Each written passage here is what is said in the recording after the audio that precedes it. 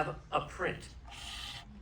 And Jerry Lewis said, I will send you a print if you send me a 35mm print of Modern Times.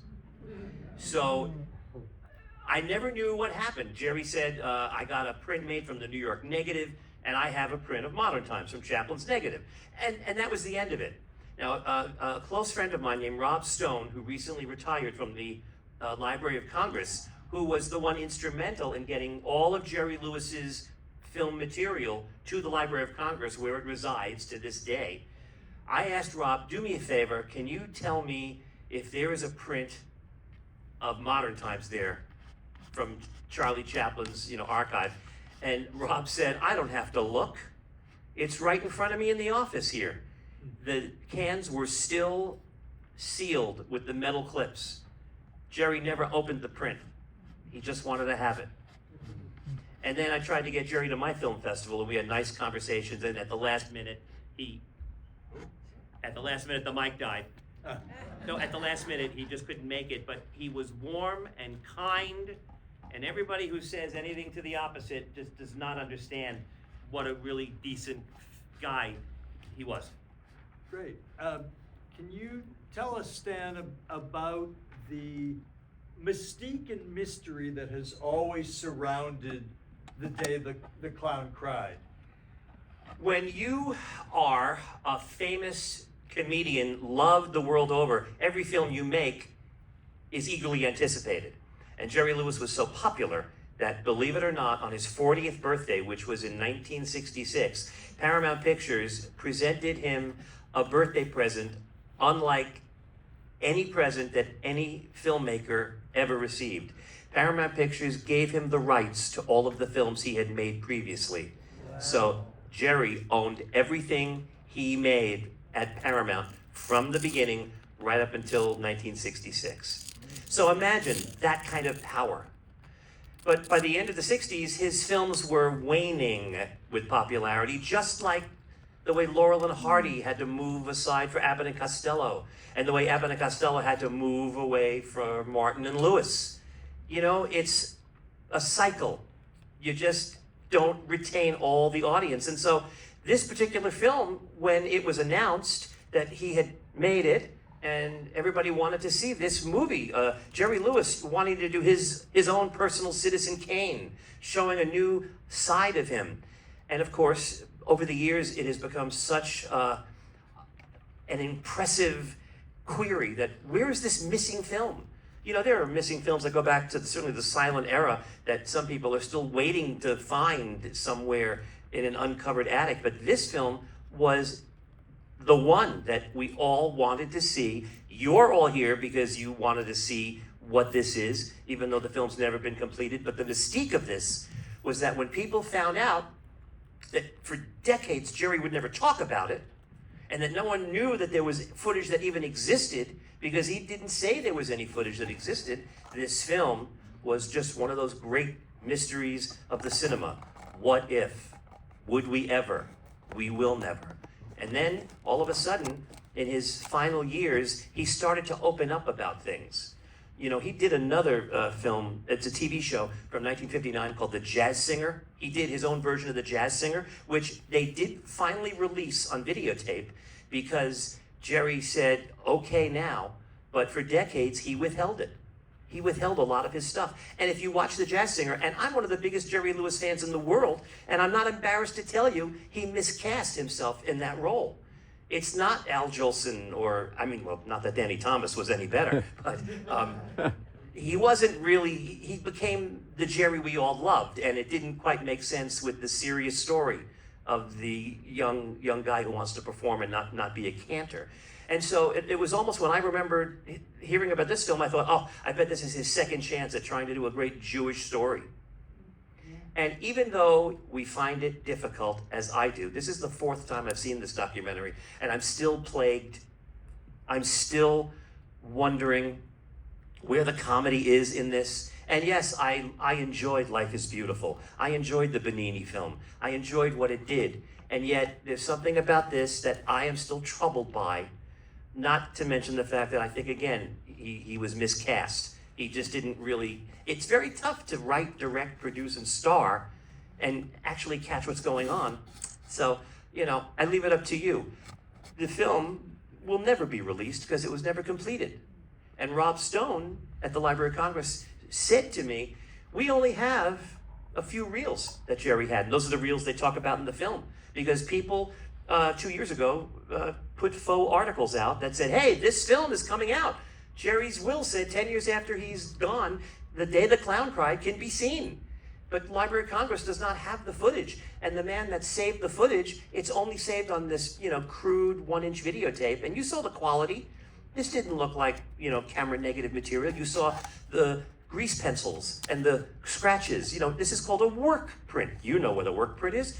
It's just a work print to work through how you're going to finally cut the negative. The best thing that survives in this is the soundtrack, because that's the original mag track. So it's a shame that it never got completed, but the footage that you've seen, I think, tells you all you really need to know.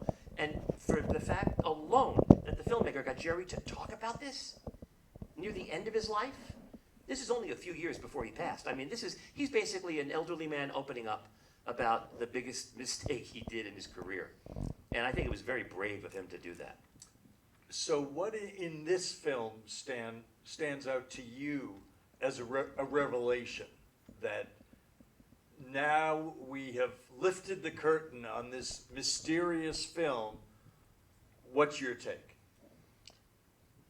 I believe that I know what he was trying to do, and that's what I see. The revelation is he was trying to humanize the situation, but just like Mel Brooks said, you know, Nazis are funny, but the Holocaust is something much different. I have relatives, our last name is in the Holocaust Museum of relatives I will never know, so I don't find it funny. And yet, Mel Brooks does the producers and actually makes it hysterical by ridiculing, making it farce, and we can laugh at it. I'm sorry Jerry didn't quite catch that, but as far as a revelation is, the moments when he's not talking, the moments when he's looking at the children are the most human moments in the entire piece, because I can empathize, because I understand that. I made a film 2 years ago on Gene Wilder, and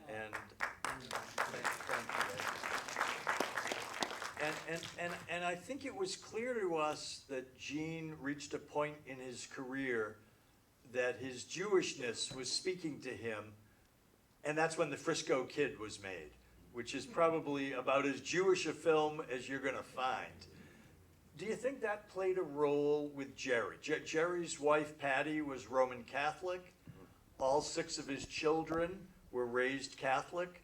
Do you feel he had some sort of inner Judaism that just needed to be expressed? That's such a great question, and I think you're 100% right. I think that because of the fact that he had children that were not being raised the way he was, this was his way of letting them know, this is the other part of your heritage. You know, Jerry also was very good sported about it. I don't know if any of you have seen this. You might have seen this. There was a roast, not one of the Dean Martin roasts. It was a Kraft Music Hall roast. And there's a moment in the film where Don Rickles, who perhaps you've heard of Don Rickles, right? Don Rickles is telling a story, as only Don does, and he says, and there's Jerry sitting over here, and there's Patty, his beautiful, beautiful Italian wife. And I love going to their beautiful mansion in Bel Air, and you can always reach out and see Patty with the kids with the big stand yelling, ice! Italian ice! And Jerry's falling down laughing about it. And I always wondered, is he faking it? Or is he laughing for real? Because I bet that just got to him a little bit. Interesting, really interesting. I'm friendly with Jerry's children, Scott and Chris. And Chris is interesting because Chris is convinced. He does not like this film. Chris saw a print when Harry Shearer saw the print, and he remembers that the film was fantastic and that his dad loved it, and he feels, I just was at a screening of the same film with Chris, And Chris said, you know, I think that words were put in my dad's mouth, that he loved the film, and maybe that's just Chris defending his dad and not wanting anything negative to come out. Well, you all heard him talking in the interview here. And I can't imagine anyone telling Jerry Lewis what to say. No So- offense. I mean, Chris and I have many mutual friends, and we've never met. But I'm not going to lie. I mean, Jerry said what he said, and you know Jerry's views on Joan Rivers. I mean, no one put those words in his mouth. I mean, he was a very opinionated guy and stuck by whatever he said. So. Gotcha. Is there anything I haven't asked, Stan, that you'd like to say, and then we'll open it up to the audience? I just hope everybody understands that this is an important film, because this was something for film scholars who have been eager to see. The filmmaker, not the filmmaker, but the one who saved the reels, claims he's going to release the movie. And I don't know how he can, because if he does, it's still not complete, and it doesn't look very sharp and clear. So I think it's just going to be a curio. But what I want people to remember is that a long time ago, there was a guy with a partner who, performed, and for 10 years made the world laugh, and they continued to entertain the world, and that was their mission, to entertain and to make the world happier. And in Jerry's case, what he did, he didn't invent the Muscular Dystrophy Association, but he was there at the beginning and put it on the map. And every Labor Day from the time I was 5 years old, I never left the house, because I stayed up with Jerry.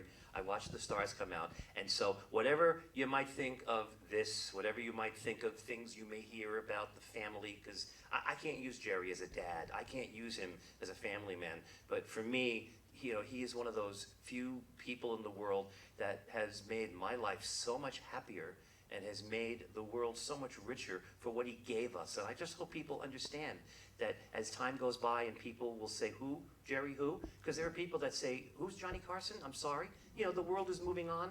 But Jerry deserves a place the same way Chaplin and Keaton, Laurel and Hardy, Harold Lloyd, and Dick Van Dyke.